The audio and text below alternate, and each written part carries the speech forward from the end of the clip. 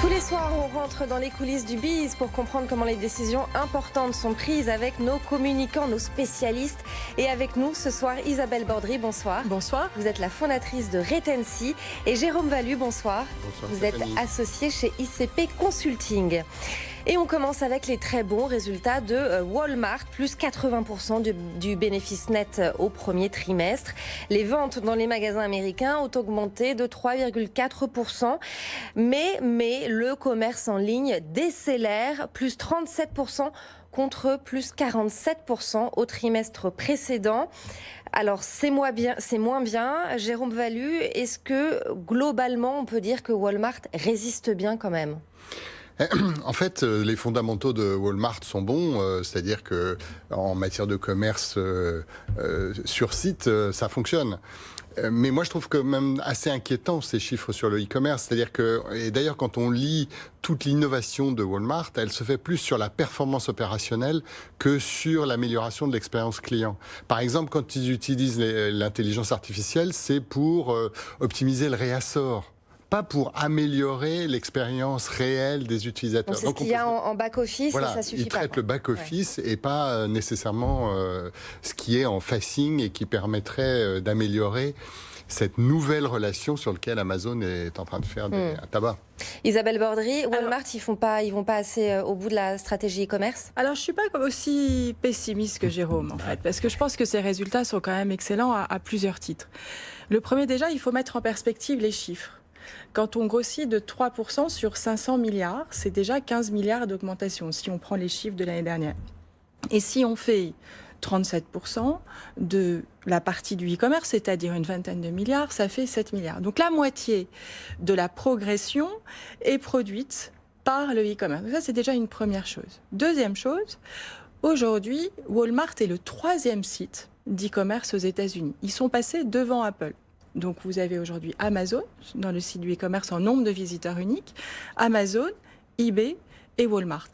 Et on voit que toute cette stratégie, qui est une stratégie de rétention client, c'est-à-dire de démultiplier les contacts avec le client, qui a été mise en place par les équipes en fait de Walmart, qui est de dire comment on fait pour démultiplier, pour retenir son client, démultiplier les contacts, non seulement dans les magasins, mais aussi dans le digital, commence à avoir effectivement une emprise positive. C'est-à-dire que les jeunes continuent et vont sur des sites Walmart. Alors, c'est pas forcément sur la marque Walmart, mais sur des marques qui ont été acquises par Walmart sur les derniers mois. Donc, qui se positionnent sur des sites e-commerce assez pointus et qui aujourd'hui complètent leur offre grosserie classique. Ça, c'est une première chose. Et puis, ils commencent à se développer sur le service. Aujourd'hui, Walmart Online assure une livraison aux États-Unis en J+1, c'est-à-dire le lendemain, gratuitement, comme le propose Amazon sur le Prime.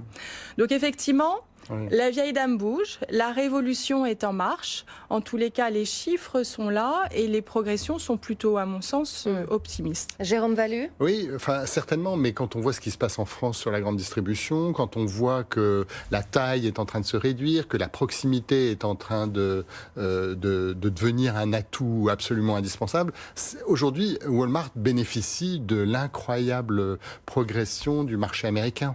Et finalement, on est dans cette logique-là. Et on est dans une logique dont on peut se dire que, compte tenu de ce qui se passe sur la grande distribution en Europe, que ça risque, et pour le coup, peut-être qu'on a un peu d'avance sur le sujet. Et quand on voit que Amazon, lui, joue la proximité, joue justement la gestion de toutes ces douleurs des utilisateurs, 3000 magasins Amazon Go à l'horizon de 2021. Et des magasins de proximité dans lesquels il n'y aura plus de caisses.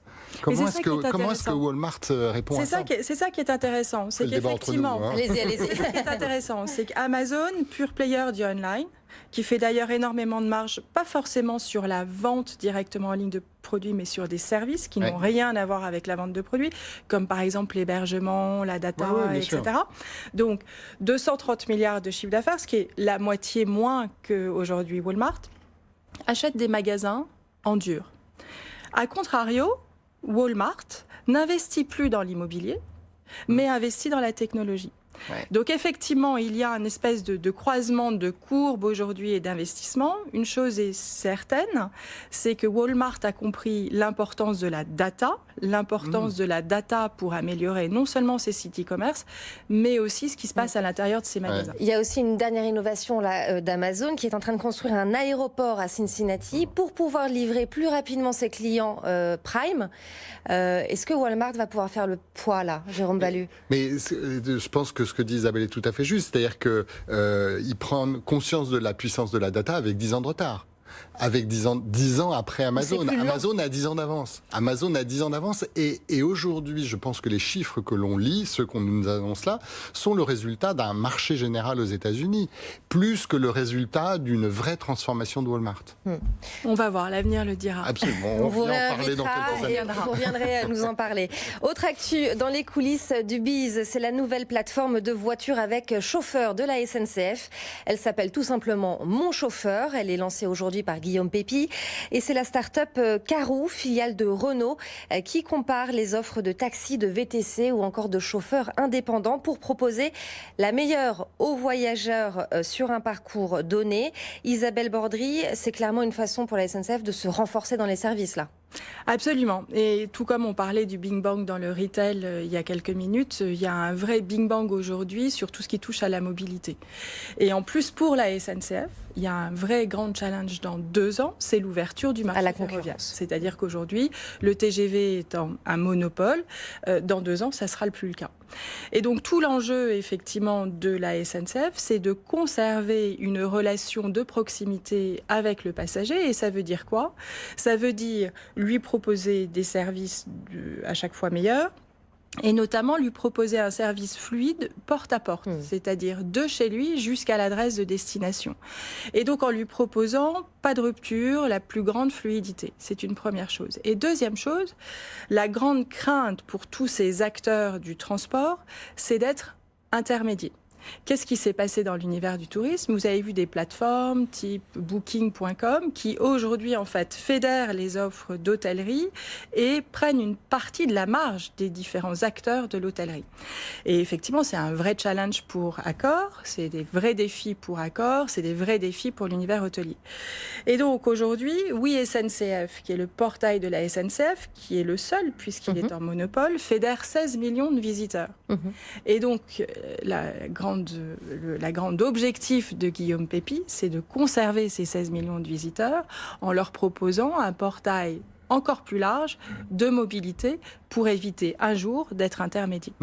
Et il y a aussi dans le fond de tout ça cette question, est-ce que la SNCF va faire le poids face à Uber et Google qui sont en embuscade pour créer des plateformes elles aussi de mobilité? Est-ce que la SNCF a toutes les armes aujourd'hui pour faire face? Mais la SNCF a un talent incroyable, c'est la confiance qu'on a en elle. Finalement, le drame de toutes ces startups, c'est que ce ne sont que des usages. Uber, c'est un usage qui a essayé de déployer vers d'autres usages, Eat et autres. Mais ce ne sont que des usages. Ces marques historiques sont installées depuis des années. Elles ont su créer une relation de confiance. Et ce que dit Isabelle est tout à fait juste. La SNCF, c'était de gare à gare. Et elle a parfaitement compris que l'expérience utilisateur, elle n'est pas de gare à gare. Elle est de porte à porte. Et tout le travail qu'ils font depuis 20 ans, Voyage SNCF, ça date de 2000. En fait, ce qu'ils sont en train de faire là, et Voyage SNCF, c'était de gare à gare. Cette plateforme-là, c'est de porte à porte. C'est la même. Ils sont en train d'apprendre de la même manière, finalement, en élargissant complètement le périmètre. Vous regardez Accor, qui a été attaqué très tôt, effectivement. Ils ont parfaitement compris le sujet. Ils se sont élargis pour dire l'expérience hôtelière au-delà de l'hôtel. C'est pour ça qu'ils rachètent John Paul, le leader de la conciergerie, etc. Donc en fait, toutes ces marques historiques ont un talent incroyable par rapport aux startups. C'est qu'elles ont la confiance de leurs utilisateurs. Et tout leur sujet, c'est comment est-ce que j'élargis mon terrain de jeu. Comment est-ce que je travaille l'expérience, non pas seulement sur mon savoir-faire, mais au-delà de mon savoir-faire. Et c'est exactement ça. Je dirais l'écueil, et je pense que la SNCF le fait avec un seul objectif, c'est pour mieux servir mes clients. Son talent, c'est de le faire de façon nationale. Parce qu'aujourd'hui, un Uber en station de ski, il n'y en a pas, mais des taxis, il y en a plein. Donc la question, c'est comment arriver à fédérer toutes les offres de mobilité, pas seulement à Paris. Nous, Parisiens, on sait très bien qu'on a Captain, Uber, Taxify, etc. Et d'ailleurs, on joue nous-mêmes. Regardez comment on choisit un Uber. On choisit Uber, on dit « Ah, 36, c'est un peu cher. Tiens, Captain, 29. Allez, je prends Captain. » Et bien là, la plateforme, elle va le faire pour nous. Alors, l'enjeu maintenant, c'est qu'ils arrivent à intégrer Uber, Captain, et que ces gens-là viennent. Mais c'est nous, utilisateurs, qui allons faire le succès de cette plateforme. Si nous l'utilisons, vous verrez que les autres, ils vont y arriver. Hein. Ouais. Isabelle Bordry, pour finir, la SNCF, c'est un modèle de transformation réussi ? C'est un modèle qui est en train d'évoluer et je pense qu'on pourra dire qu'elle aura effectivement atteint un vrai succès lorsque, à l'ouverture du marché, elle arrivera à conserver le leadership. Eh bien, on suivra ça évidemment avec attention. Merci beaucoup à tous les deux. Isabelle Bordry, fondatrice de Retency, et Jérôme Valu, associé chez ICP Consulting.